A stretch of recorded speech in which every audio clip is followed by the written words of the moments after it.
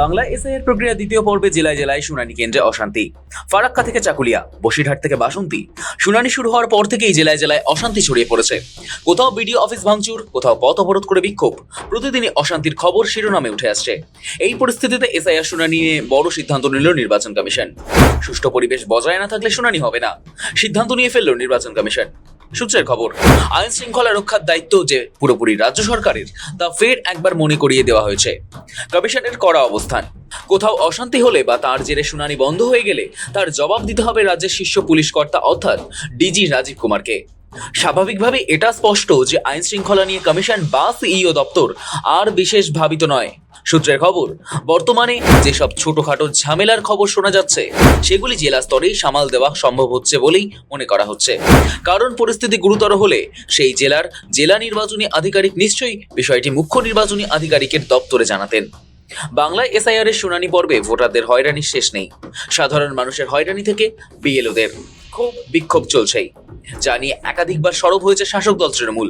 এমনকি মানুষের হয়রানি নিয়ে নির্বাচন কমিশনকে একাধিক চিঠিও দিয়েছেন মুখ্যমন্ত্রী মমতা বন্দ্যোপাধ্যায়।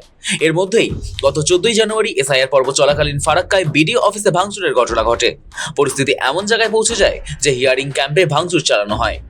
অভিযোগ, স্থানীয় তৃণমূল বিধায়ক মনিরুল ইসলামের উপস্থিতিতেই উত্তেজনা চরমে ওঠে। বিডিও অফিস চত্বরে সমস্ত বিএলও একযোগে অবস্থান বিক্ষোভে বসেন।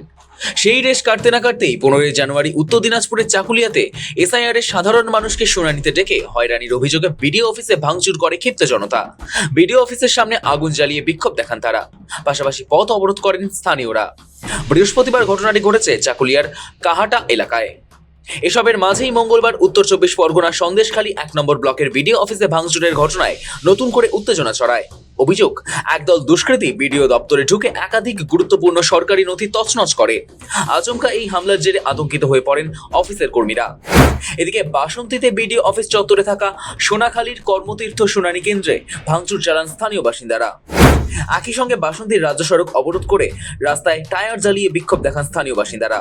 এই পরিস্থিতিতে রাজ্যকে সতর্ক করে নির্বাচন কমিশন জানিয়েছে, আইন শৃঙ্খলায় সামান্য ছেদ পড়লেও দায় এড়ানো যাবে না। এদিকে নির্বাচন কমিশন সাফ জানিয়েছে, সম্পূর্ণ প্রক্রিয়ায় যদি বিএলওদের ভুল প্রমাণিত হয়, তা ইচ্ছাকৃত হোক বা অনিচ্ছাকৃত, তাহলে তাদের বিরুদ্ধে শাস্তিমূলক ব্যবস্থা নেওয়া হবে।